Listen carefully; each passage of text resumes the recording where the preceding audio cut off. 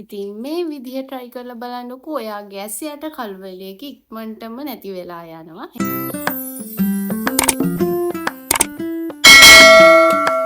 අපිට මුලින්ම ඕන වෙනවා භාජනයක්. තක්කාලි ගෙඩියක් ගන්නවා. ඊට පස්සේ ඒක මේ විදිහට මෙහෙම මොන කරගන්නවා. පස්සේ අපි ඒකට දානවා කෝපි කුඩු. මම දැන් මිශ්‍රණේ හදාගෙන තියෙන්නේ මේකට දාලා තියෙන්නේ තක්කාලි කෝපි කුඩුයි. ඊට පස්සේ ඒක හොඳට කලවම් කරගෙන අපිට අපේ ඇහැ යට ගන්න තමයි තියෙන්නේ.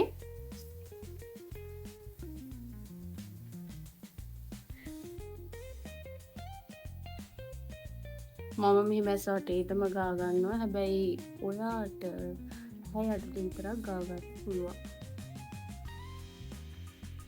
හැබැයි පරිස්සමින් මුළු ඇහැ වටේම ගානවා නම් මොකද ඔයාගේ ඇහැට යන්න පුළුවන්. මේකට වතුර දාන්න ඕනේ නැහැ. මොකද අර තක්කාලි එකේ ඉස්ම නිසා මේ වතුර චුට්ටක්වත් ඕනේ නැහැ අපිට.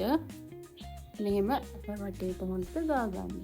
ඊට පස්සේ විනාඩි 10ක් 15ක් වගේ ඉඳලා හොදලා දාන්න.